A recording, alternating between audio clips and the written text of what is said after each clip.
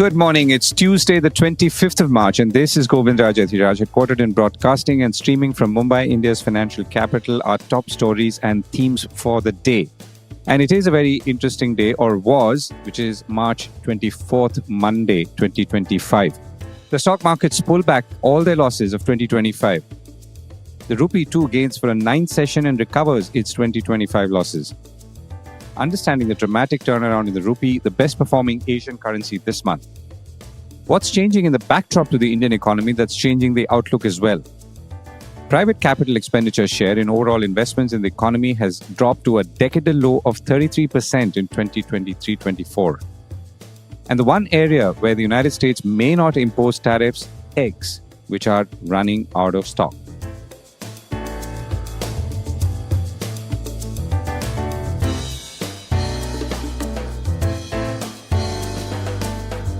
This is a core report with Govindraj Ethiraj. The turning point. March 24th, 2025 appears to be a turning point for both the stock and currency markets, being the day all losses have been recovered. Will it stay and build from here? Well, let's see. There have been several things going against the markets until the last few days. Two of them stand out. First is obviously foreign institutional investors who've been selling since September 2024, more than $16 billion at last count. And the economy and the numbers, including of the corporate sector, where there have been visible signs of a growth slowdown in the last two quarters. The first is noticeably changed, with FIs having turned net buyers in about 3 of the last 4 sessions. Interestingly, or incidentally, there is debt and equity buying that's happening at this point. And second, the economy, which is evidently looking better, at least as seen through the eyes of economists who are focusing on the signals behind the signals. Or, as our guest who will join us shortly says, India's economic policy backdrop is turning. And then why foreign portfolio investors are investing in Indian debt with our next guest. Back to our markets on Monday, they reversed all the losses of 2025 following that 6-day winning streak, thanks to both the return of foreign portfolio investors as well as some very heavy bottom fishing. The 30 stock Sensex climbed 1,078 points or 1.4% to close at 77,984, a whisker short of 78,000. The Nifty 50 was higher 307 points to close at 23,658. Like in the last few days, the markets opened strong and stayed there and started climbing subsequently or in the second part of the trading day. Remember, the April 2nd deadline of tariffs in the United States is still looming, but there seems to be a discounting of Trump's threats, both on the Wall Street and Wall Street. Partly, of course, because there are clear indications that there will be some flexibility, including by and from Donald Trump himself. And also that countries like India are working out deals going by the number of meetings and potential visits between the two countries. The Business Standard reported that the market capitalization of listed companies on the National Stock Exchange has risen to about $4.8 trillion. The Nifty Mid-Cap and Small-Cap 100 indices were also higher by about 1% each on Monday. Back on Wall Street, CNBC reported overnight that stock futures jumped early Monday on reports that President Trump was planning to hold back some of the tariffs initially planned for April 2nd, raising hopes the US won't plunge the globe into all-out trade wars. The Wall Street Journal, meanwhile, reported that the tariffs are expected to be narrow in scope and will likely exclude some industry-specific duties like maybe cars and chips. Trump may also exclude some nations from the tariffs, according to Bloomberg News. While all this is fluid, the suggestion of flexibility is sufficient to help everyone take those desperately needed breaths. Both the Wall Street Journal and Bloomberg News reports noted that the situation remains fluid, as we know very well, and that plans could change. There are some other nuances to the US markets, including triggers from the economy itself, which could be weak, and interest rates which could fall, and the growing belief that tariffs, at least in the eyes of the Federal Reserve, will be transitionary. And back home, it's been a tough year for mutual funds this year. A report in the Economic Times says equity mutual funds have lost up to 21% in the current calendar year so far. Of the 279 funds in this period that they tracked, 278 have offered negative returns in the same. In other words, only one scheme has managed to deliver positive returns for calendar 2025. On the other hand, of course, mutual funds are not something that you measure in such short time periods, and that perhaps is the moral of the story. The rupee pulls back. The rupee, like the markets, has pulled back its losses in 2025. It was up for the 9th consecutive session on Monday, the longest winning streak since January 2024. thanks to those stepped up foreign inflows and a weak US dollar. The rupee closed at 85 rupees 63 paise against the dollar, up about 0.4% for the day according to Reuters, which added that the 9-day streak has boosted the rupee as the currency benefited from dollar inflows related to intercompany borrowings and repatriation of corporate profits, which is usual in March, and more on that shortly. On the other hand, some $3 billion has flowed into Indian bonds in the month of March so far. The rupee's appreciation in March has tracked the fall in the dollar index, according to Business Standard, and the dollar index had weakened by about 3.3% in March, which is the highest since November 2022. The sharp gain in the rupee also likely took exporters by surprise, and more on that shortly, prompting dollar sales and adding to that momentum, according to traders who spoke to Reuters, also adding that rupee had now outpaced all its major Asian peers. I reached out to Anindya Banerjee, head of research for foreign exchange and interest rates with Kotak Securities, and I began by asking him how he was reading not just the rise in the rupee, but the sudden and almost dramatic jump in its value against the dollar in recent days. This has a combination of global factors as well as seasonal factors. Global means that if you look at the US dollar index, since I would say early Feb till the bottom it made last week, it was a move of almost 7%. So the dollar index depreciated by 7%. Rupee had to play a catch up. Second, if you look at the FPI flows in the Indian market. So if we segregate that into equity and debt, equity has seen a less of selling over the last 1 week or 10 days. And debt at the same time has seen a remarkable increase in investment. So that's factor number two. Factor number three, this is the financial year end. And we tend to see a lot of selling from corporates, especially the exporters. So what has happened was that when the Indian rupee was depreciating against the US dollar and it was around 88 levels, the market was expecting it to keep on depreciating and head towards the level of 90. So a lot of the exporters had not hedged because the overall forward premium is not that enticing enough. And that's the reason why when it's reversed, now we are seeing a lot of exporters coming into the market and doing panic selling. So all these three factors have contributed. You talked about dollar, and I'll come to that in a second, but the rupee has also been amongst, if not the best performing in emerging markets in the last month. So what explains that? Because the dollar weakness, of course, is keeping everyone stronger. Right. So if we look at a slightly larger time frame, so in early part of November, so let's say around first week of November, we were around 84. Then we went to 88. So we suddenly became from one of the strongest currencies to one of the weakest currencies in just 2 to 3 months. Now, what has happened is it has tried to play a sort of a retracement move. So from 84 to 88 and back to 85 half. Yes, if you compare the Indian rupees performance over a month's time frame, we are the best performer. But if you take quarters time frame, we are doing around the average. We're recovering lost ground. And the dollar itself, which is, of course, weak because of, reasons back home and uncertainty around business, around tariffs, and so on. Are you able to see any other trends in the way the dollar is moving? What has happened was that initially the market was taken on the wrong foot when Trump went with the tariffs hike against Canada and Mexico.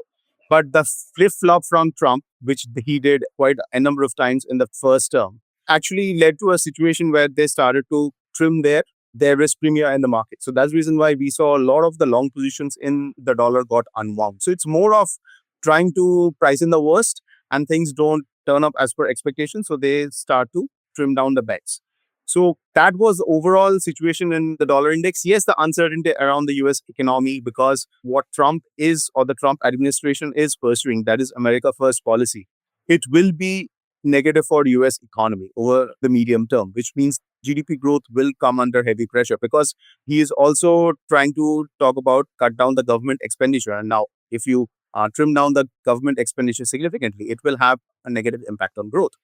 And that's the reason why that has also played on the US dollar. That has also played on the US bond yields. Because if you look at now the 10-year yields or the 30-year yields, they have come off quite a bit because now the market is anticipating that the Fed may cut rates twice this year.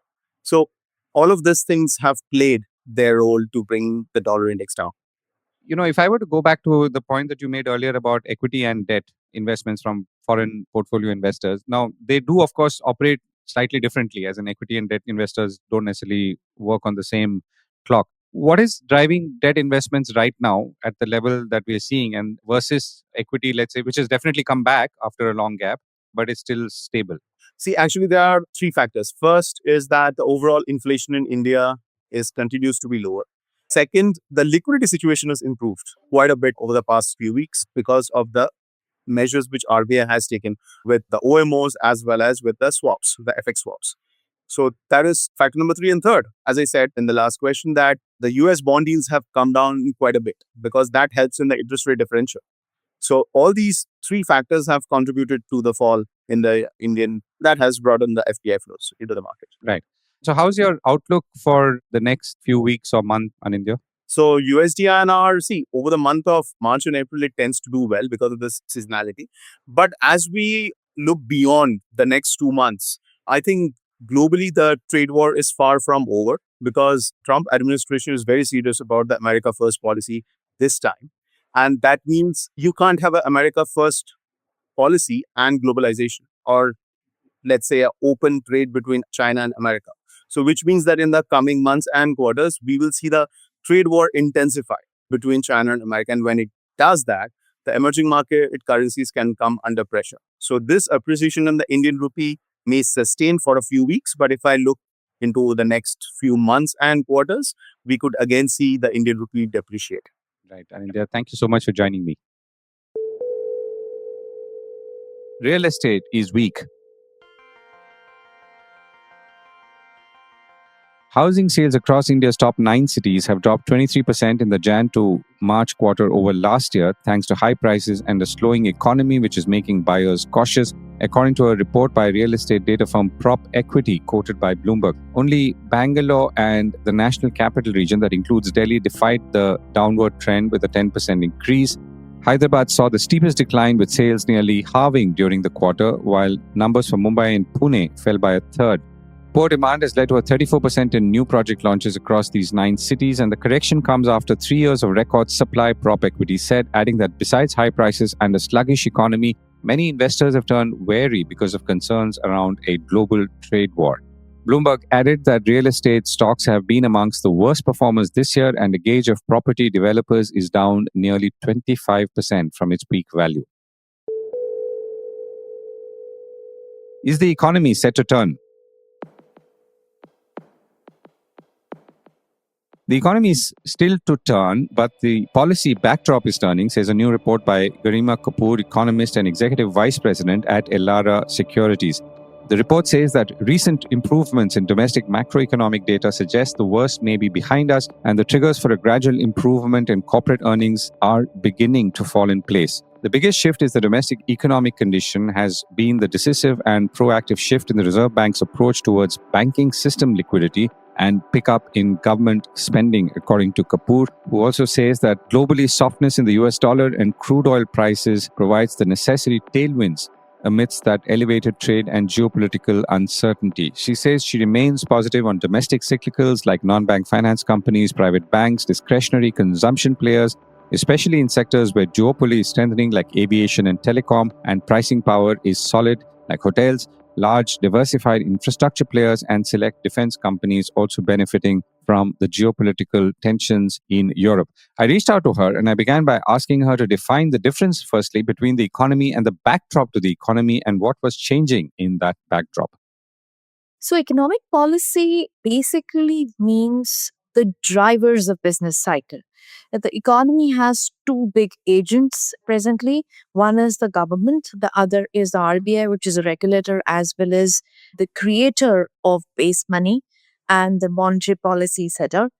These two agents are basically driving your outlook, which is turning more counter cyclical rather than pro cyclical. So, for example, last few years, even as the potential growth in India was moderating, RBI continued to prevail with high real interest rates as well as tight liquidity policy. At the same time, the government of India, which is other big agent of the economy, was consolidating aggressively. Both these factors have now turned. The rate of consolidation of government here on will moderate, and RBI will probably is gradually moving towards easy liquidity and a much lower real interest rate scenario than what has prevailed. So when I say economic policy backdrop, I mean the drivers of business cycle, which is the government, fiscal policy, and RBI, the monetary policy. If I were to pick up on government spending first, are you saying that you're seeing clear signs of a shift or returning to the pace that we saw before elections? See, the pace before elections is unlikely to be reached because this year the government is going to anyway undershoot by ₹1 trillion, which is already known to us because of the budget. But when I look at the pattern till the first quarter, both central and state government, including that of capex and revenue, were degrowing their expenditures by minus somewhere about 1.5% degrowth. That degrowth, now as we speak to, the data is available till January. So April, January has turned into a growth of 8%. Last 2-3 months, particularly, have been encouraging on the central government front, more so on the capex, which was the biggest risk that was building into the markets and the system because the first 6 to 7 months of execution was pretty weak. But there are clear signs things have picked up from a degrowth trajectory to a growth. While we'll undershoot the budget, the momentum is very, very positive. So, when you look at these as levers, you've talked about stance on liquidity and rates, fiscal and monetary fronts, which is the government's approach to it. Then, of course, government spending. So, in a way, this would suggest that all these were the reasons why we saw the economy looking so strong, let's say, last financial year. Would you say that if we are able to see changes or positive shifts in these levers again, the economy could grow as well? Yes. So the quarter two FY25 print of 5.4% was an impact or the dual impact outcome of impact of government slowing down its pace of spending aggressively, as well as RBI tightening liquidity and bringing in macroprudential guidelines, which was slowing the credit growth, especially on the unsecured side. Both these levers have turned. So I think from business cycle perspective, the quarter two of financial FY25 was the worst. Incrementally, things should start getting better here. Are we in a trajectory where the handle of growth can consistently move above 7%? The answer is no. But are these two agents or drivers of the economic policy enough to drive the economy in a range of 6 to 6.5%, notwithstanding the global risk, particularly emanating from tariffs and trade uncertainties? Answer is yes. What about the demand side? How is that looking to you? Because that obviously plays into how companies will perform and or how their earnings will do. Notwithstanding the general commentary for the last couple of quarters, including the quarter for which we'll see the results coming in another month or so, the commentary has not been very, very encouraging when it comes to demand, especially from the listed corporates. But when I look at the macro policy turning around, two things have decisively shifted. The last 10 years of this government were more about supporting the corporate sector, either in capex or in terms of visibility of ease of doing business or in terms of cost of funds. Now the shift is becoming more and more dynamic and pragmatic. In the last 10 years were all about corporates, probably at the expense of consumers. This policy or the budget has said you that it is not going to be this at the expense of that. It is going to be more balanced approach. So this, along with RBI's approach towards liquidity, rate cuts, as well as probably its gradual easing of macroprudential tightening, tells you with a lag, consumption has to pick up. And now with the quarter one rebates will start to kick in FY26. So I'm pretty confident that the consumption cycle in financial year 26 is going to look much better than 25. Now, when I say consumption cycle, it necessarily does not mean listed entities because the pattern of India's consumption is shifted away from listed to unlisted, private labels, etc. So we'll have to look at consumption as a basket. So things like experiential spending in terms of travel, tourism, places where there is a duopoly effect in terms of telecom or in aviation, or places where unsecured credit is going to probably show up meaningfully compared to last 6 to 8 quarters in terms of your consumer lending, of course, is going to be the big driver or indicator of consumption. So you also touched upon the role of the dollar, which is weaker than where it was in previous weeks, if not month, and crude oil prices, which have been maybe slightly low and but definitely staying low and staying around that $72 per barrel range. If this is a good thing, which I'm assuming somehow it is, how is that translating into economic impact, the way you measure it? A weak DXY cycle always benefits emerging markets. It benefits flows into emerging markets. Now, the DXY has been weakening for the last quarter or so. But even as the dollar was weakening, rupee was depreciated largely because of FPI outflows. Now that we have seen a material correction in the rupee, does seem like the cycle of weakness of the rupee probably is closer to its real effective exchange rate or closer to its trough.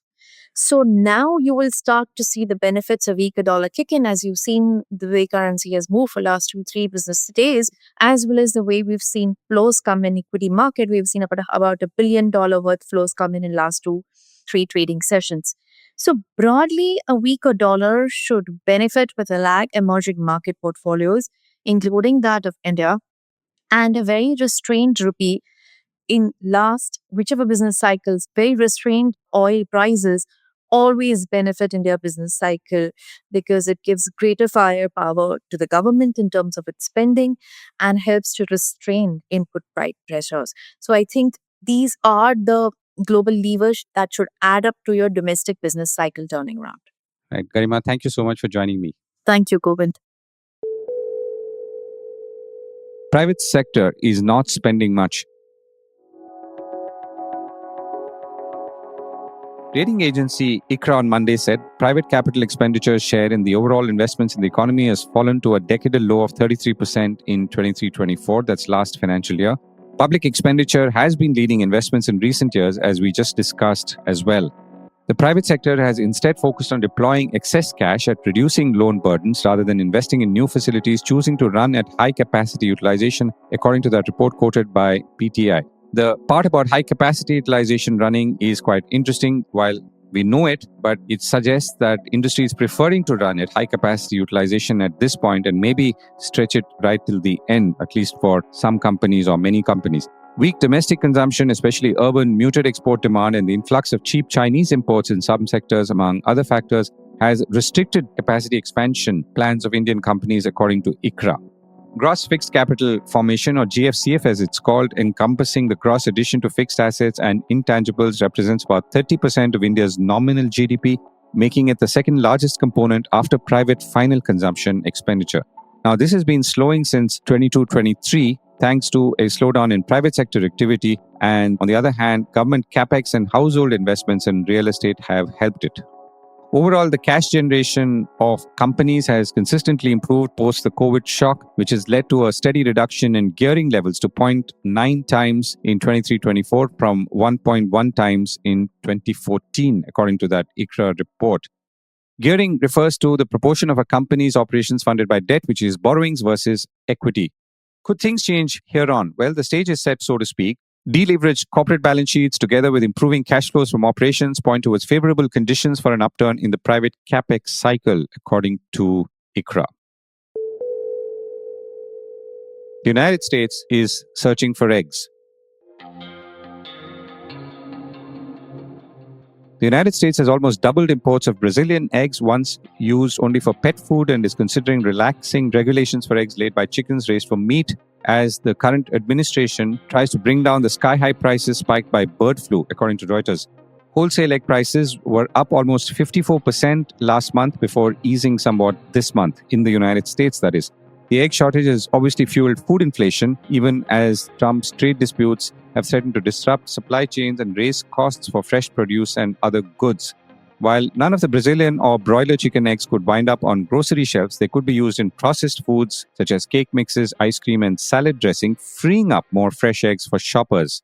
Of course, allowing use of broiler chicken eggs would require changing regulations, and food safety experts have warned that this could risk tainting food products with harmful bacteria. The Trump administration is also promoting imports from countries like Turkey and South Korea that usually do not send much eggs, and has also asked Europe reportedly to send more. In case you would like to know, India ranks second in the world in terms of total egg production, and that number was up about 3% compared to the previous year. Total egg production from commercial poultry is about 115 billion eggs, and from backyard poultry is about 2.7 billion eggs. Per capita availability of eggs in India is about 103 eggs per annum. And the top 5 egg producing states are Andhra Pradesh, Tamil Nadu, Telangana, West Bengal, and Karnataka, which represent about 65% of total egg production in India.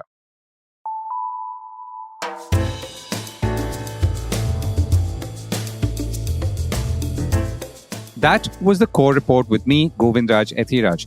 Do stay connected with more of our coverage at the Core. You can check out our website or sign up to our newsletter for our exclusive stories, one in-depth feature a day on www.thecore.in. Do also track us on LinkedIn, where we usually post synopses or extracts of our top stories and interviews. We would love your feedback on how we can make business more interesting and relevant, including, of course, India's vibrant manufacturing sector. So write to us at feedback@thecore.in. And thank you once again for listening.